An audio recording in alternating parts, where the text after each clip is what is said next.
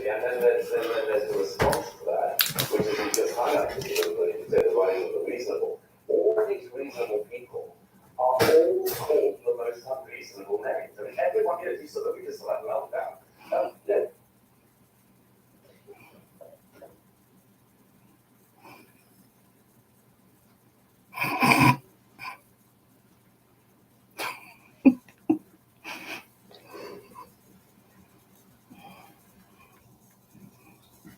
Hi guys, come on in. Look how my nails glow. Come see Granny. Let me pinch your little cheeks. Let me pinch them. Good night. Be right back. Good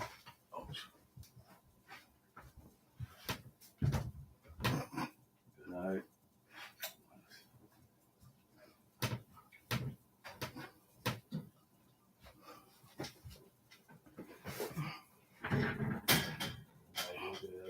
Who is that? I see Nicole. I see Alicia. I see Nicole again. I see Alicia. I see Nicole. I'm Nicole. I see Alicia again.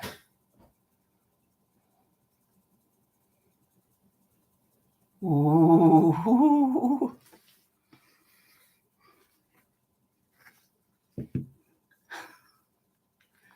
Okay, we're gonna read the stories. I just left that meeting. It was still going on. I don't like long meetings. Just not my style, my thing. Well, it was about getting ready to get over. We were going to end like a half hour ago. And then, somebody always has to ask another question. And then that one's got to ask a question. This one's got, And there weren't even that many people in there. It was only the people that, were going in that vacation trip. I'm not calling it a vacation. The more I'm hearing about it, not sounding like a vacation. I'm going to need a vacation from this vacation, guys.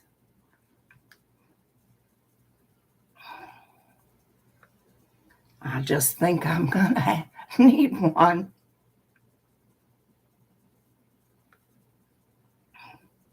Then people be crazy.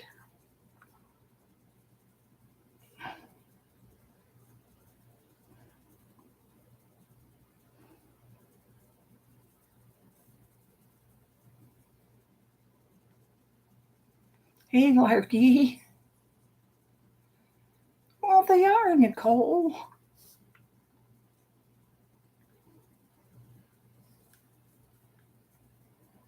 Oh, I'm trying to get my story.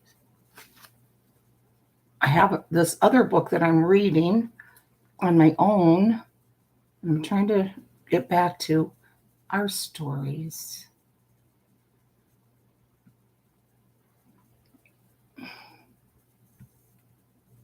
Trying to pause this. Okay, here we go. Here we go.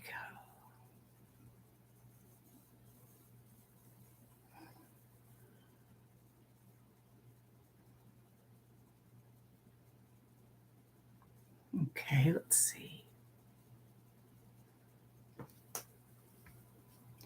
This one won't have it because this one, Alicia, is 9/11. Hey, Detective Turtlegum, how's it going? You see, you've been getting in trouble over there on Dorothy's and all these other drama channels, huh? You can't say nothing over in them channels, guys. Right, Detective? You say boo, and they're all coming after you.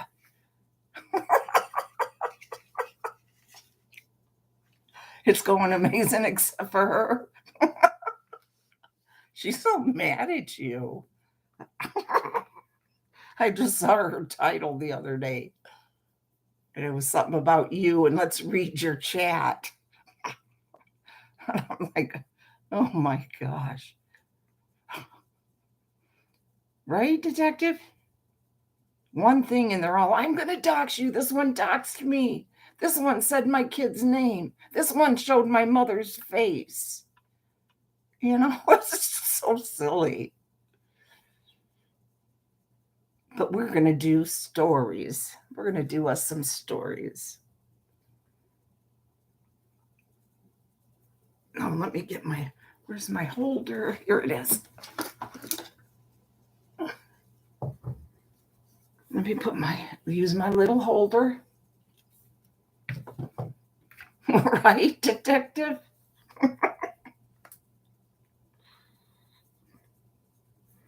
You guys remember Detective? He used to be Chewy Gum TV, remember? You guys remember him?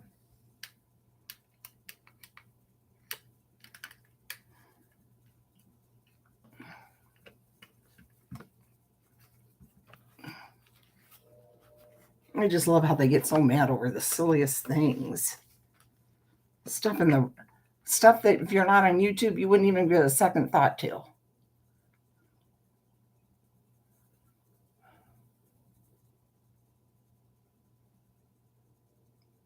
You don't remember Chewy Gum TV? And then you were something else after that too, Detective. What was it? I remember you were something else for a while, and then you came to Detective Turtle Gum.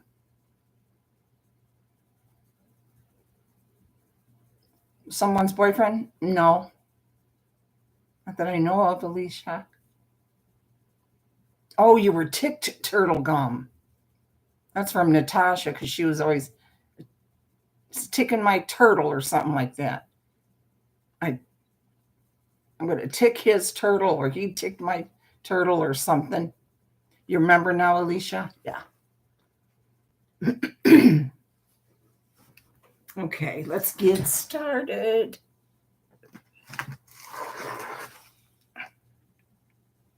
Put a book here to hold this up higher.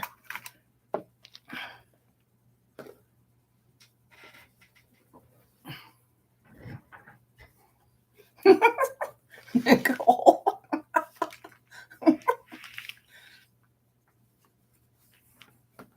Maybe you'd remember then, right? Yes, it's story time. Okay. Welcome, everyone. If you're watching on the replay, I hope you enjoy it and get a good night's rest. Use these stories to go to sleep or to help you start your day. And thank you for watching. Chapter 14, 9/11. As a special treat for our 20th anniversary, we decided to take the sunset cruise around Lower Manhattan the Sunday before Labor Day. Thank you, Nicole, for coming.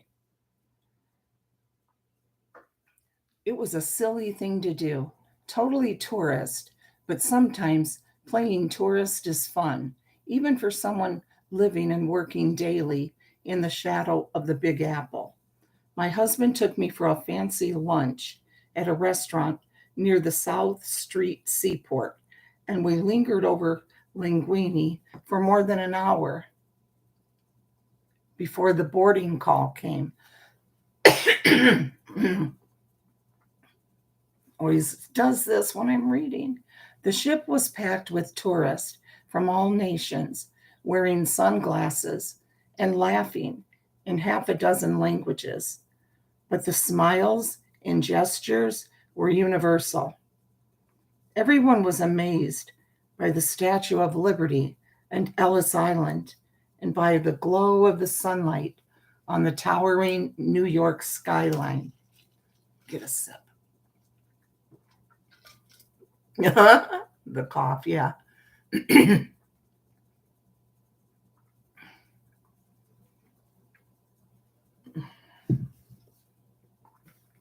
My husband nipped down to the concessionaire and returned with 2 cups of hot chocolate, just perfect for sipping in the cool breeze that whipped around us as the boat moved through the choppy water. My husband was all over the place with his digital camera, taking photos of everything from a seagull perched cheekily on a rotting dock to the grinning tour guide as he pointed out the sights. Finding me leaning against a rail, watching lower Manhattan glow with golden light as the sun set in the west, he took my hand and gave me a kiss. "Happy 20th anniversary, sweetheart," he murmured in my ear and gave me a tickle and a squeeze. I squealed like a teenager and then hugged him back. He put his camera away and we stood watching as dusk crept over the city, and one by one the lights came on. That was glorious too.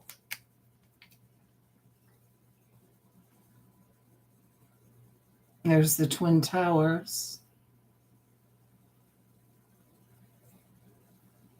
Sorry for the glow, reflection.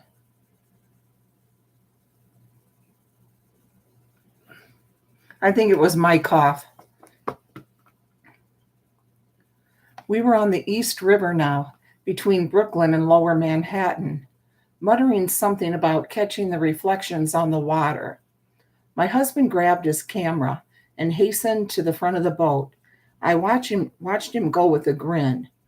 20 years of marriage had hardly changed him.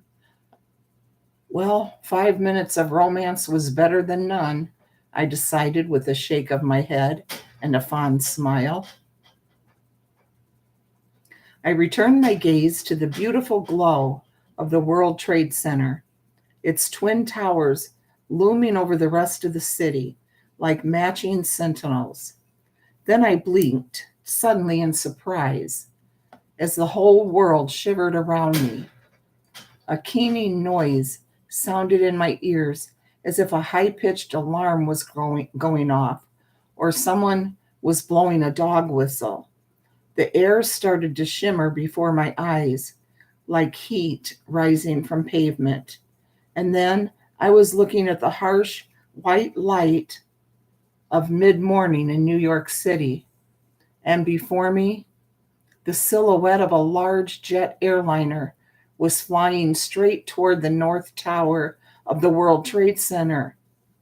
I gasped and shouted an idiotic warning to the pilot, who could not possibly have heard me from a boat on the East River. My garbled words came out as a tiny squeak, which was lost immediately in the wind. A moment later, the airplane intersected with the tower and disappeared. My heart was pounding painfully against my ribs as I leaned hard against the rail, hyperventilating in alarm. My hands gripped the bar so hard that my knuckles were white with the strain. What had just happened? Knees trembling, I stared in shock as morning sunshine lit the World Trade Center, wondering where the airplane had gone. Had the pilot swerved at the last minute? Suddenly, a second silhouette, also of a large airplane, appeared from the opposite direction and flew straight toward the South Tower. I thought I would faint. Uh-oh, where'd everybody go? Everybody left.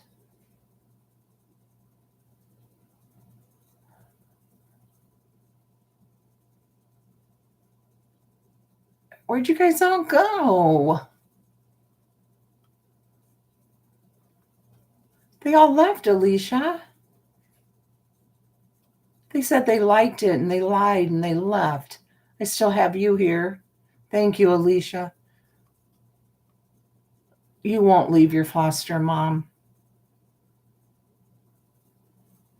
You won't leave me, will you? They're going to miss out. And you're here too, Lark. Thank you. Let's see. Okay, let's see. A large airplane appeared from the opposite direction. Monica! And flew straight toward the South Tower. I thought I would faint as it intersected with the shimmering building and vanished. The keening sound rose higher in pitch until my ears burned with it and tears sprang to my eyes. Goosebumps covered my whole body as the air twisted and writhed around me. For a moment, I smelled smoke and heard screams. A tight, too calm voice said, 9/11, 9/11. Kevin, is the meeting over now? We had a few people in here and they left just like that. Just boom. They were gone. It sounded like a cry for help or a prayer. Yes, I thought, fuzzily, someone should call 911. If ever there was an emergency, this was it. And then the world shuddered back into its proper place. I was staring at two glowing towers in the gentle light of sunset, and the voices of happy tourists murmured all around me. A young couple turned to me with excited smiles and asked for me to take their picture with the World Trade Center in the background. I accepted the camera with shaking hands and had difficulty lining up the shot for them. Hi, Tracy. I kept expecting the silhouetted airplanes to fly into the towers and ruin the picture. I was certain the tourists would find the pictures too blurry to keep when they reviewed them later. I was still shivering when my husband returned and casually slung his arm around me. Turning away from the magnificent glitter of lights on the horizon, he asked, "Are you cold, honey? Do you need a sweater?" "I'm fine," I said shortly, not wanting to explain the strange vision I'd seen. I couldn't understand it, and I didn't want to think about it. "Wow, look at that," my husband cried, pointing upriver, thrusting away the strange appearance of two silhouetted planes flying right into the Twin Towers. I obediently gazed upriver and drifted back into tourist mode. A few days later, I was vacuuming the living room after breakfast when the phone rang. It was my husband calling from his office in Midtown Manhattan. Sorry, guys. Ugh. Kevin, is the meeting over?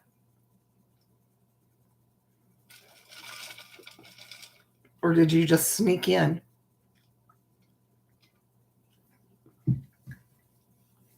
Turn on the television right now, he said, knowing I rarely watched TV in the morning. It's just my throat. It does this whenever I start to read. Okay, Kevin. Thanks. His voice sounded strange. I grabbed the remote control and switched on the television. Immediately, the screen was filled with a picture of the World Trade Center towers, black smoke billowing up around them. Two planes just hit the towers, my husband said, as the newscaster's voice told me the same thing. I can see the smoke from my office window. I gasped in shock, my heart seeming to pause inside my chest. Okay, Kevin. And I nearly dropped the phone. Two airplanes.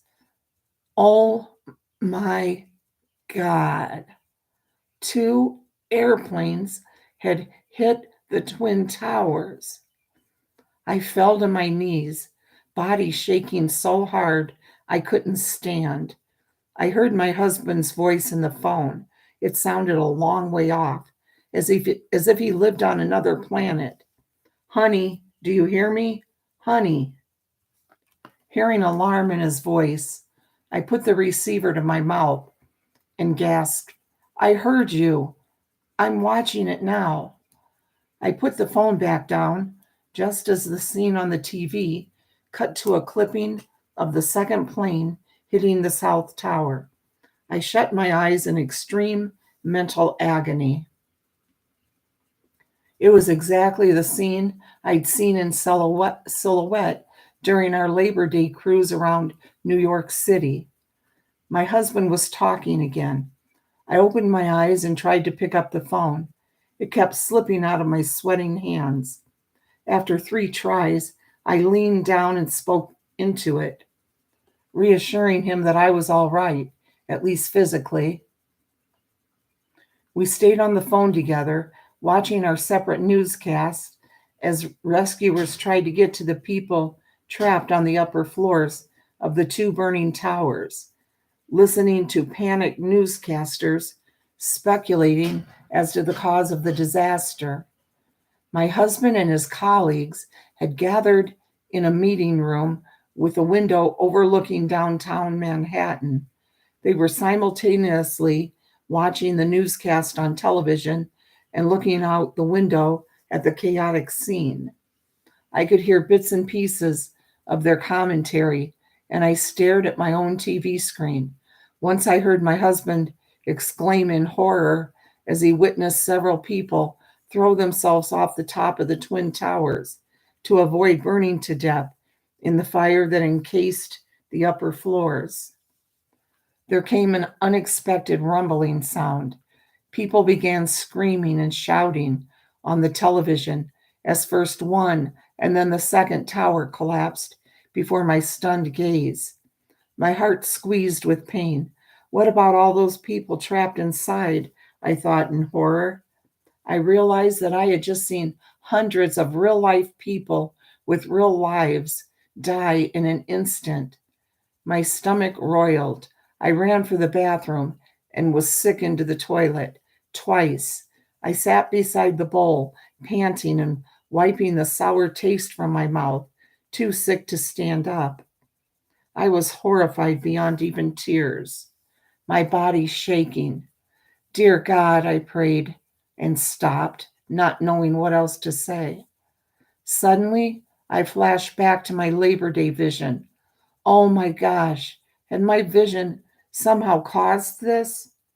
My body shuddered in fearful reaction to the thought. But no, how could it? I'd seen a vision of this disaster. What my Nova Scotian grandmother called a forerunner. But I'd never heard of visions creating disasters. I hoped. This is not your fault, I told myself firmly. I hauled myself upright, using the toilet as a crutch. I rinsed the bitter taste from my mouth and brushed my teeth. Then I walked shakily to the living room, one hand on the wall for support, and sat down on the couch to watch events unfold in New York City, my mind stunned into a strange stillness that was probably shock. A small voice in the back of my brain started speculating on how many of my friends or my friends' friends worked in the World Trade Center and how many of them have made it out alive. Hi, Jackie. I don't know how long I sat on the couch, unable to move, unable to look away from the chaos I saw on the TV screen. My thoughts came slowly, one at a time, as if they were swimming through cold molasses. Where would these terrible events take us as a nation? This day felt momentous, life-changing in some negative way. What day is it anyway? I wondered abruptly. As if in answer, I heard the newscaster say in a tight, too calm voice, "We will never forget the events of this day, September 11th, 2001. I took a deep breath and burst into tears. It was September 11th, 9/11.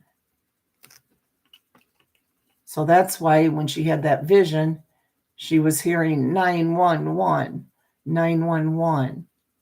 So she did have a vision about this lady, you know?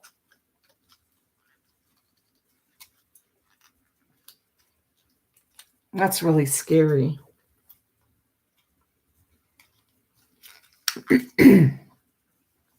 Not as scary as if you were there, though, you know? Right? Oh, Nicole, you're back.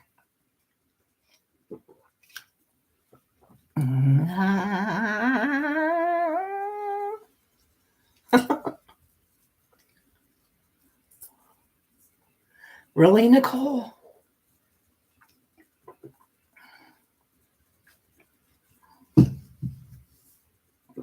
That is scary. Let me do my inhaler real quick. This one is called El Blanco, chapter 14.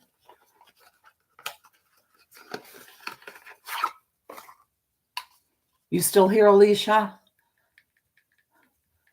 My little one who wouldn't leave me for the world. You stayed here with me.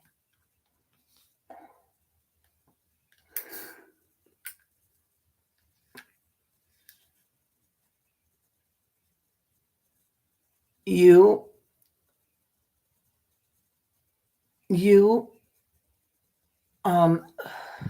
feel like I'm smoking.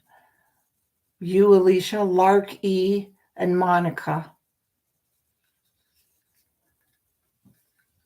And I'll remember you three forever for that.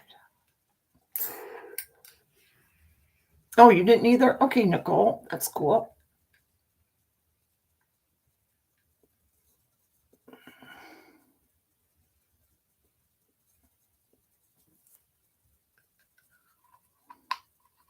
There's nothing you could have done, though, Nicole.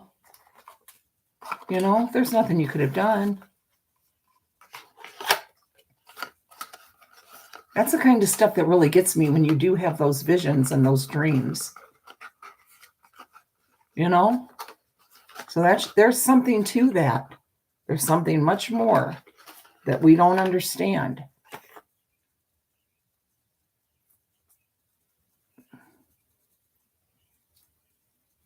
You wouldn't be called a stalker if you stayed here. No. Of course not. There certainly is. That's right. 2 weeks before my niece died, she was 19. Okay. She had an asthma attack and it killed her suddenly and unexpectedly. Well, 2 weeks before that, I dreamt that her mother died, my sister. And I dreamt that I was in an emergency room and that I was being pushed in a wheelchair to see my sister. And they had the curtain closed. And I was saying, what's wrong with my sister? Is she okay? Is she okay? And then they pulled the curtain back and they were telling me that she had passed. She had died. And you know, before her daughter died, I told her that dream. But I told her, I said, but you were alive, Becky. They said you were okay.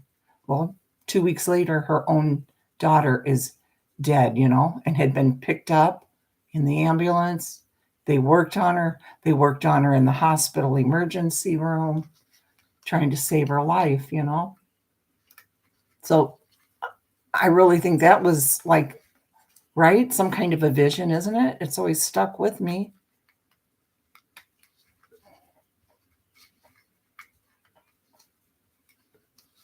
El Blanco. Right, Tracy? Yes. Royal Lane was the only road that led between the ranch where Ted worked as a wrangler and Sylvie's hometown, which was why he'd grown so familiar with Royal Lane of late. Ted had met Sylvie at one of the town's infrequent dances and fallen head over heels for the pretty maiden with red curls and an impish smile. Sylvie was a Harvey girl, working as a waitress in one of the restaurants Fred Harvey had set up along the major railways in the Southwest. Yes, right, Kevin? And my sister Becky, after Jerry did die, Becky told me when they came back here, for the funeral, that she said for 2 weeks before Jerry died, she said she had a feeling something was going to happen, and that she could just feel it in her gut, in her stomach. She said it was like a homesickness. She's like, I just had such a terrible, terrible pain in my stomach. So that was like her way too, It's just shows you there's something there. It's just, wow, it's just something. But a Harvey girl, I remember hearing of those, like in the movies, Harvey girls. She was working as a waitress in one of the restaurants Fred Harvey had set up. Okay, I already said that, in the Southwest. The ranch manager had been sympathetic to Ted's cause and had given his head wrangler time off to court the lovely Harvey girl.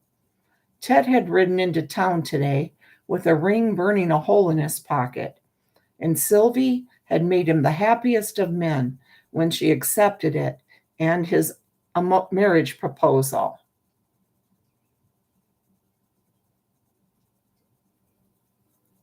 Right, right.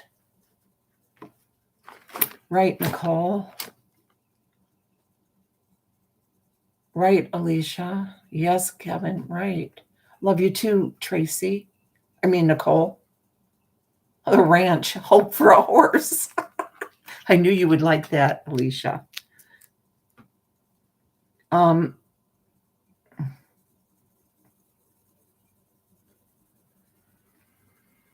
Let's see. Yeah, so he was happiest man when she accepted his proposal. They'd hurried next door to the church to ask the priest if he'd read the banns and marry them next month when Ted returned from taking the ranch cattle to market. The priest said he'd be delighted.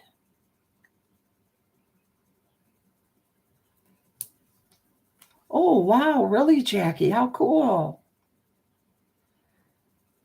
What with one thing and another, Ted was late setting out for the ranch. Uh-oh, this isn't sounding good already. Sylvie had begged him to spend the night in town and return home in the morning. But he was scheduled to move a herd of cattle to market early the next day and couldn't stay. He felt Sylvie's anxious gaze watching him as he headed out of town and down Royal Lane. Though she hadn't said anything, Ted knew she was afraid that he would meet El Blanco somewhere out on the trail.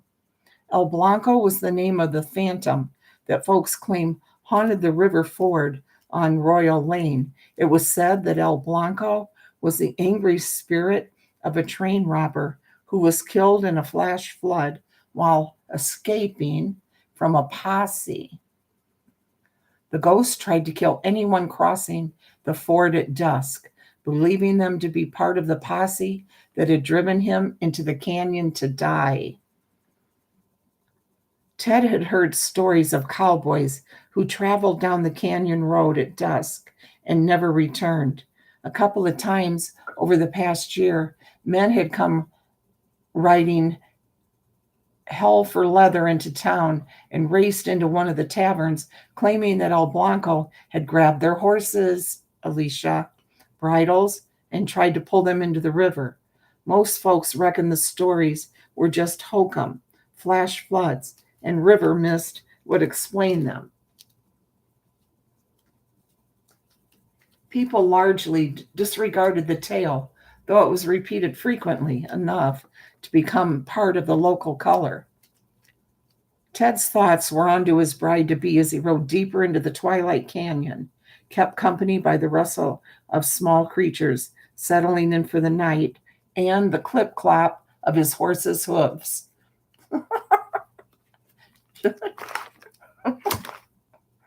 It wasn't until he was almost at the bottom, where the trees grew thicker and the sound of the flowing water filled the canyon that Ted remembered the story of El Blanco. He grinned to himself as a chilly breeze swept over the river and blew under his wide-brimmed hat. He'd have to make up a spooky tale about the ghost and use it to scare the other cowboys when he got back to the ranch. He chuckled aloud at the thought as his horse ambled past the last tree on the bank and stepped into the water. In that instant,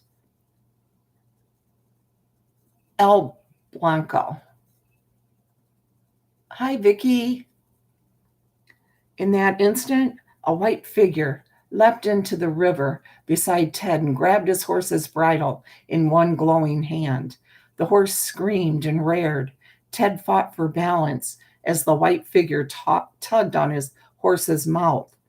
The gelding lashed out at the glowing form with his front hooves. They passed through the man's glowing body without connecting the flesh.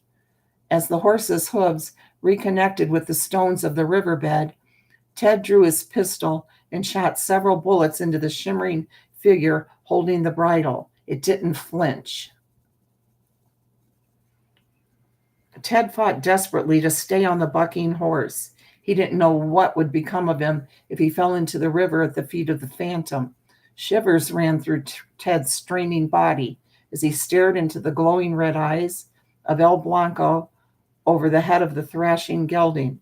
In life, El Blanco had been a tall man, dressed as a cowboy, with a thief's black bandana tied over his mouth and nose.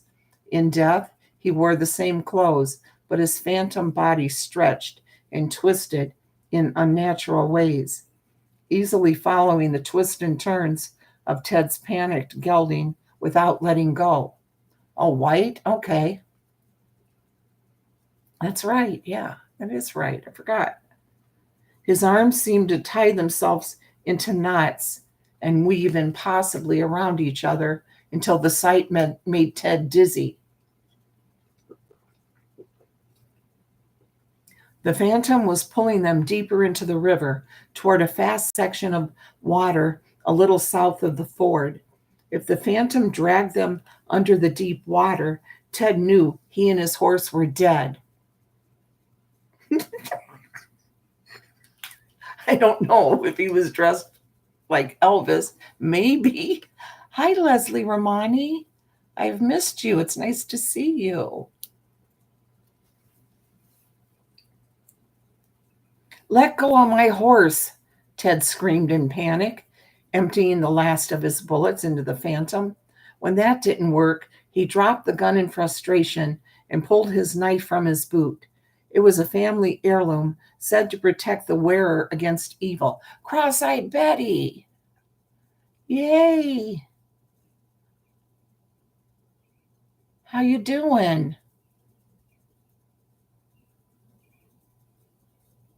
Was happy to see you in Carolyn's the other day. And where's Big Mama? It was a family heirloom said to protect the wearer against evil. I'm glad you're good, Betty. Praying that this was the truth and not just another tall tale, Ted leaned over the straining gelding's neck and slashed the knife through the misty white forearm of the ghost. The ghost screamed when the metal touched his translucent flesh, and it flashed with a popping sound, leaving a glowing hand still attached to the horse's bridle. The horse screamed and whirled, running back to the way it had come. Ted hung on for his dear life as the horse scrambled up the bank and bolted along the trail, ghostly hand flipping wildly against its shoulder. Here's El Blanco. White.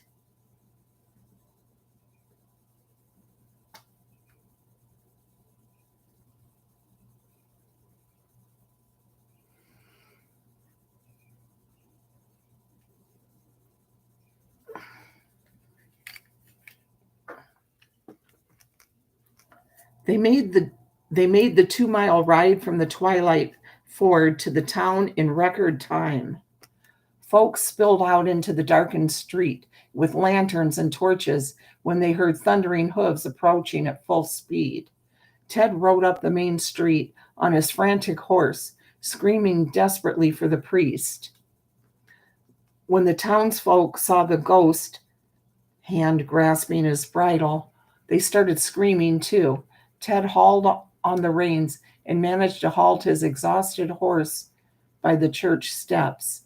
As he slid off the trembling beast, the phantom hand let go of the bridle and fastened itself around Ted's neck, gripping so tightly it cut off his breath. Ted staggered around in panic, trying to remove the ghost hand before it killed him. He heard Sylvie's voice desperately crying his name as the priest threw a glass of holy water over his head.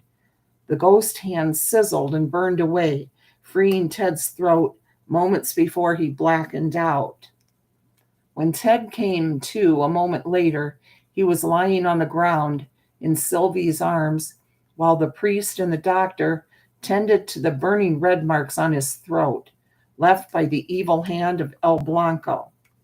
"How did you manage to escape the ghost?" the priest asked the cowboy when the doctor finished dressing the wound. "I cut off his hand with my knife," Ted explained, handing the blade to the priest. "It was my grandfather's knife. It's been handed down in my family for many generations. My grandfather told me it was good protection against evil." The priest examined the blade and then smiled. He pointed to several symbols carved into the handle. "This knife has been blessed by a saint," he said. "No wonder it worked against the ghost. You are a very lucky man." "Yeah," Ted agreed, shakily accepting his blade back and clutching his bride-to-be close. "I sure am."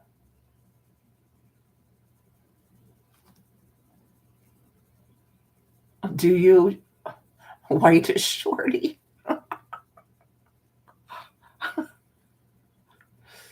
You love these illustrations, Leslie? Let's see. Okay, we'll read one or two more, just depending how long they are. Okay, guys? Chapter 16, The Old Trunk.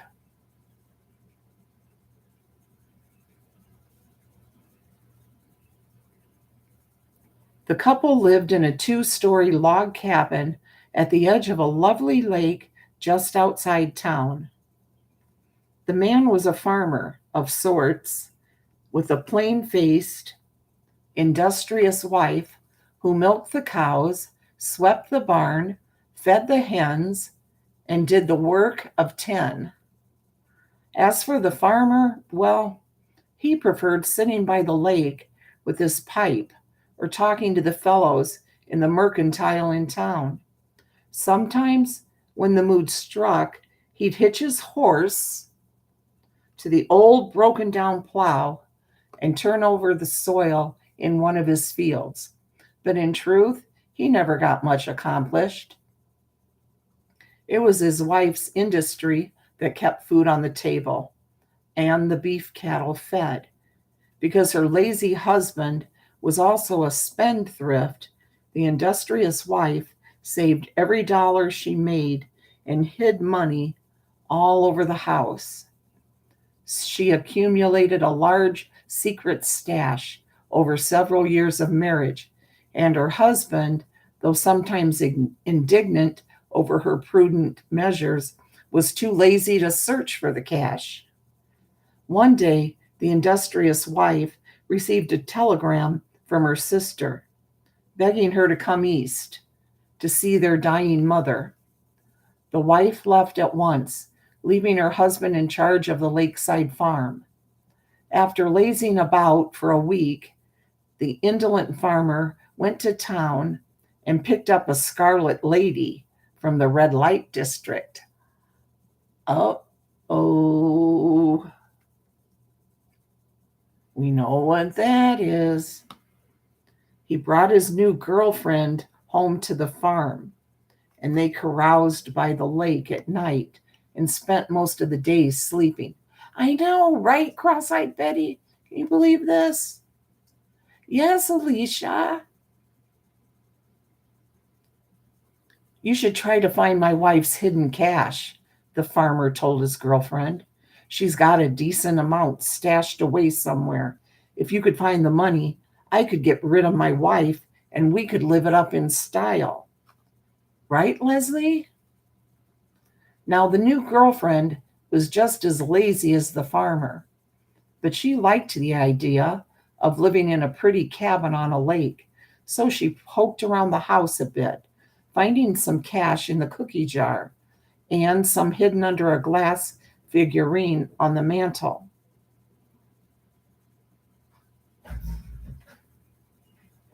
Um, Sorry, I thought that was thunder.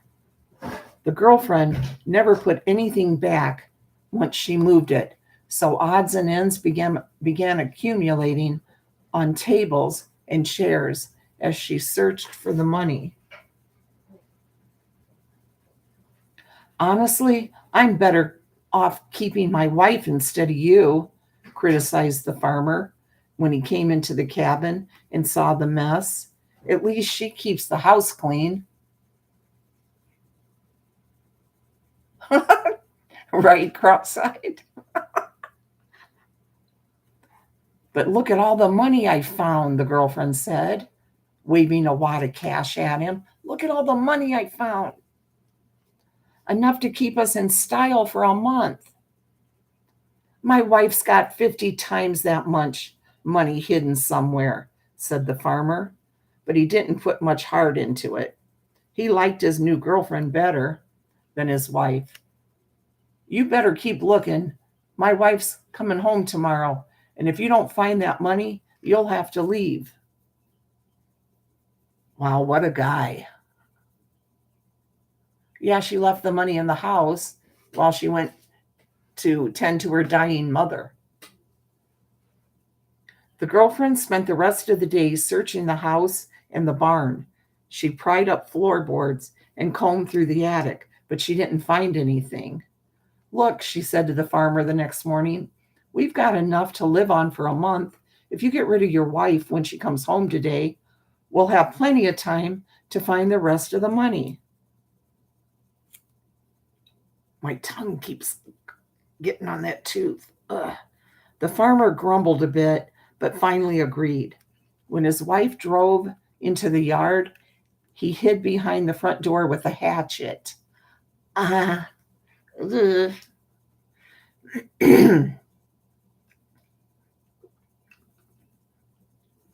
As soon as she stepped into the house, he killed her with one mighty blow, nearly decapitating her. The poor wife never knew what hit her. The farmer threw the body into a moldy old trunk that his wife kept at the foot of their bed, and then cleaned the blood off the axe and the parlor floor. That night, under the light of a full moon, the farmer rowed out into the lake and pitched the old trunk overboard. Unaccustomed to so much labor, the farmer rowed home exhausted and in a bit of a rage. I should have made my girlfriend dump the body, he fumed to himself. After all, he was doing her a favor by letting her live in his house. The farmer was eager for a big breakfast when he woke in the morning. Every morning, his wife used to make him ham and eggs with toast and fresh churned butter and some strong coffee. That's what he needed this morning after all his labors yesterday. Right? So dumb.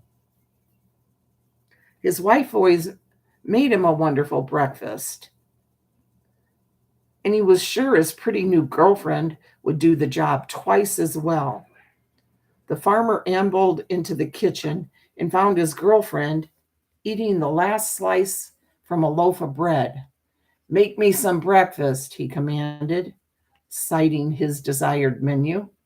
The girlfriend laughed in the farmer's face. Make your own breakfast, you lazy sod. I already made mine. She sauntered out of the room, leaving the flummoxed farmer to fend for himself. Right, Leslie? And clean up this mess, he shouted after her. The house looks like a pigsty after all your searching yesterday. Clean it up yourself. I'm going back to bed, the girlfriend shouted back. The farmer stood in the kitchen, staring angrily at the mess, realized he'd just murdered a perfectly good wife in exchange for this saucy girlfriend who was too lazy to cook him breakfast. This did not bode well. For the next 3 weeks, the lazy girlfriend spent her days eating and sleeping as the house grew messier and the cash ran low. The farmer was forced to shop for his own groceries and cook their meals so they wouldn't starve. And he had to search for his dead wife's secret cash himself because his new girlfriend refused to lift a finger to help. By the end of the month, the house smelled to high heaven. The farmer had no clean clothes, and they were down to a few measly dollars in cash. The farmer was desperate. If he didn't find the money soon, he'd have to go to work. And he hated work, even more than he hated the mess. That night, the farmer and his girlfriend argued over the missing money and the dirty house. The farmer threatened to throw the girlfriend out, and she threatened to turn him into the authorities for murdering his wife. That threat shut him up good. The farmer stalked to his chair on the porch and glared over the lake, too riled up to sleep. It was a clear night with a full moon, the same kind of night on which he'd rowed out into the lake to dump the body of his murdered wife. The farmer brooded on this foolish behavior. He didn't miss his wife as a person. Hi, Steph. Right, Nicole? But he missed the comfortable lifestyle he'd thrown away in favor of a pretty face. And now he was miserable. He glared at the lake, consumed with self-pity. Oh, I feel so bad for him. Around him, the night stilled. The wind died away. The crickets ceased to chirp, and the night birds fled to their nests. As the air grew sharp and cold, tiny sounds became magnified out of proportion in the intense silence. The farmer could hear each tiny pop as small bubbles floated from the bottom of the lake and burst on top of the glittering waves. The popping sound filled his ears until it dominated his world, and he knew that something dark and twisted was rising from the dark depths. The farmer sat frozen in his chair, unable to move. Every nerve tingled with dread as a dripping, slime-encrusted corpse broke through the black water's surface and moved inexorably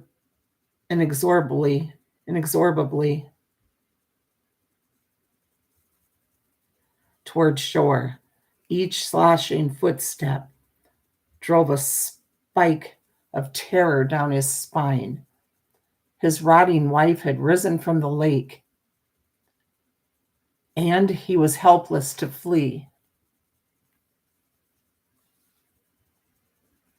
Tied to the chair with bands of ice that gripped his arms and turned his legs to jelly, the acrid smell of swamp gases and decay flooded the farmer's nostrils as the misshapen form gurgled its way out of the water and across the short strip of land that separated lake and porch. When the creature reached the porch stairs, it lifted rotting weeds from its bloated face and leered up at the farmer. He cowered away with his hands over his face as the corpse gave a hissing laugh. Black spores and weeds shooting from its swollen lips like spittle. Don't worry, husband. I'm not here to kill you, in spite of what you did to me, the desiccated creature bubbled. I am here to help you get rid of that useless scarlet woman living in my house. There's rat poison in the cupboard under the sink. If you put it into your girlfriend's coffee tomorrow morning, I will tell you where I hid my money. The farmer gasped. Right, Tracy? He gasped in excitement when he heard this promise. He peeked at the corpse between his shaking fingers and saw it grinning up at him through rotting teeth. Right, Leslie? No, don't help him. He's a dummy. Its cold, decaying breath filled the air of the porch, the smell making his stomach roil and his skin crawl. Unable to bear the corpse proximity, the farmer shut his eyes once more. After an endless, horrible moment, he heard its slashing footfalls retreat from the porch. When he heard a massive splash, the farmer opened his eyes and saw the corpse sinking down under the glittering waves of the lake.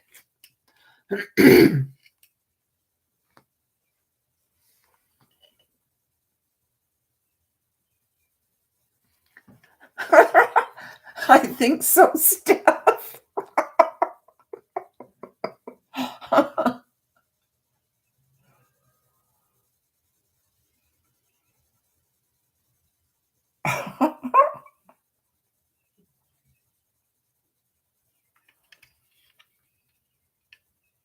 Leslie always loves the illustration.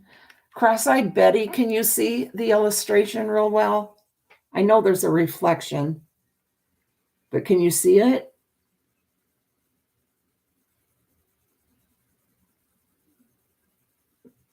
Oh, good. Okay, good. The old trunk. The farmer reeled into the cabin, legs shaking so badly he could hardly stand, but his mind was elated. His dead life was so perceptive. It was obvious now that he came to think on it that he had been led astray by a fallen woman. The murder was entirely the fault of his girlfriend, and it was his solemn duty to rid the world of such an evil woman.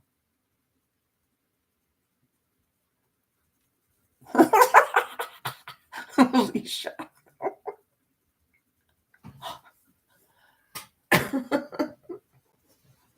The farmer's just reward for such a deed would be riches and freedom. The farmer crawled into bed beside his fallen woman and fell asleep with a smile on his lips. When the farmer woke in the morning, the floor was covered with wet footprints, and a large puddle of water stood at the side of the bed. Where did this mess come from? He asked his girlfriend grumpily. Maybe it rained in the night and the roof leaked, she said evasively, not meeting his gaze. The girlfriend flounced out of bed and went to the kitchen to get something to eat. The lazy wretch spilled the water from the wash basin and didn't bother to clean it up, the farmer growled as he jumped over the cold puddle, trying to reach his clothes without getting his feet wet. Still, he reflected, it was the last mess his girlfriend would ever make in this house. The thought cheered him up.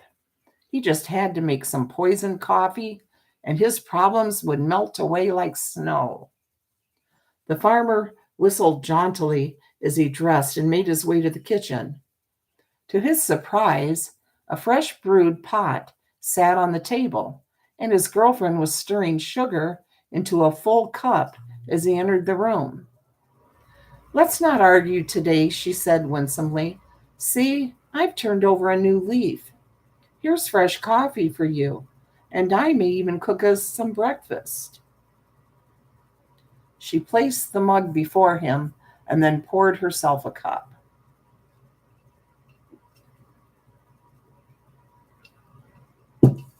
Do we have enough eggs?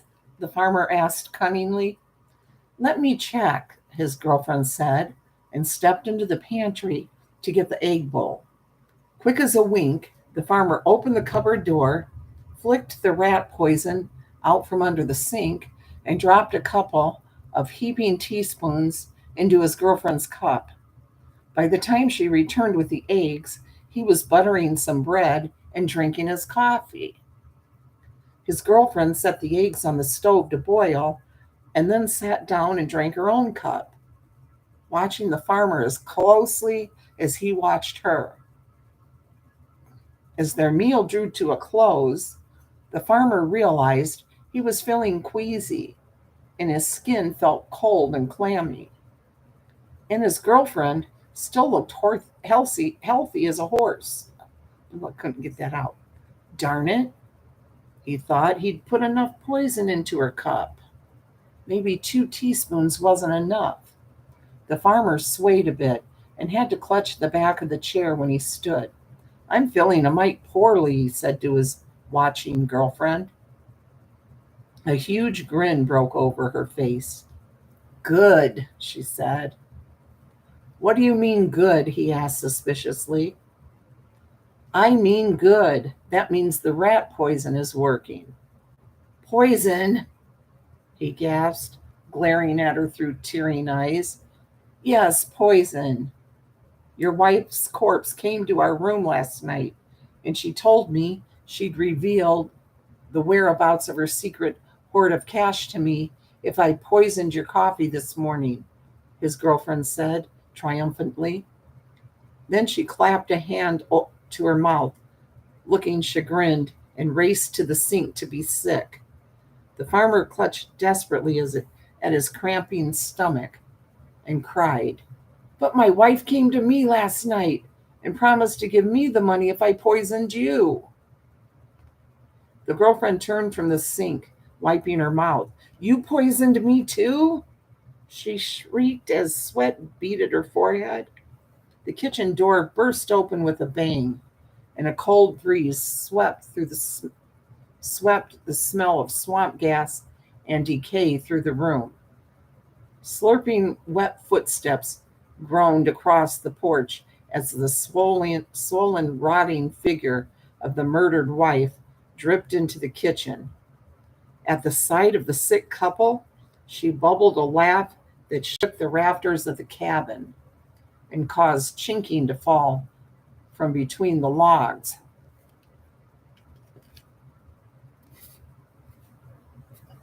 Незламні народи, найсміливіший край. Сьогодні ми відзначили День прикордоння. Unbreakable people from the bravest country. Sorry, guys. It is clear. Okay, are you still there? Okay. Notification came up, and I wait. Now we're not done. Just a minute. A notification came up. I clicked it to close it, but then I clicked it to play. Some of my news that I watch. I follow the war. I like to know what's going on. Okay, let's see. You poisoned each other, she cried gleefully, just as I asked. The girlfriend sank to the floor beside her paramour, gasping, You double-crossed us. Not at all. I intend to show you where the money is hidden. The desiccated corpse hissed with glee. I'll show you where it's hidden. It pointed to the kitchen doorway, and a dripping, wet, water-filled trunk appeared. It was the same old trunk in which the farmer had bundled his murdered wife's body a month ago, the one he had thrown into the lake. The money is hidden in the lining of my old trunk, the phantom said triumphantly. It swept a swollen hand along the lid of the trunk, tearing out the moldy, water-soaked lining. Packet upon packet of wet, decaying money fell into the water and bobbed gently inside the trunk. It was more money than the dying couple had ever seen. more than they could have spent in a lifetime, especially their current lifetime, which would end in about 10 minutes. The specter laughed, causing a large portion of the cabin roof to cave in. Then the rotting corpse vanished, taking the trunk of money with it and leaving the dying farmer and his girlfriend writhing in agony on the kitchen floor. The end.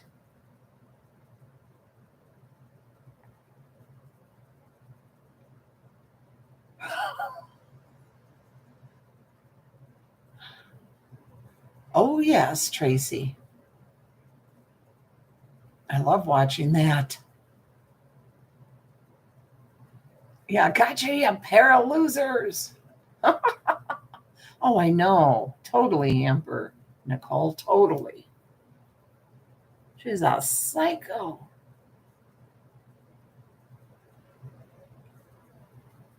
Yes, Alicia, because they didn't get it. Yeah, they didn't get it. They both died.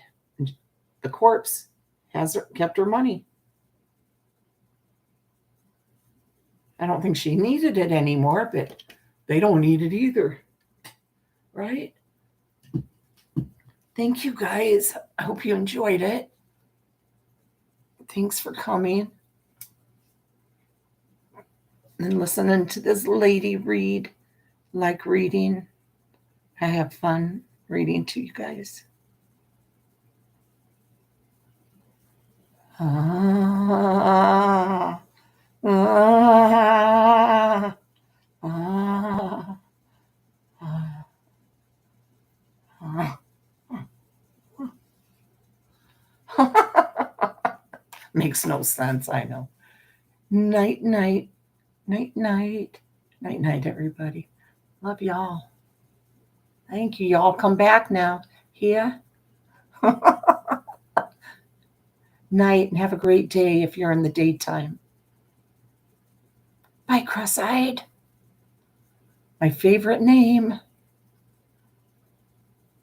See you guys. Love you, Alicia.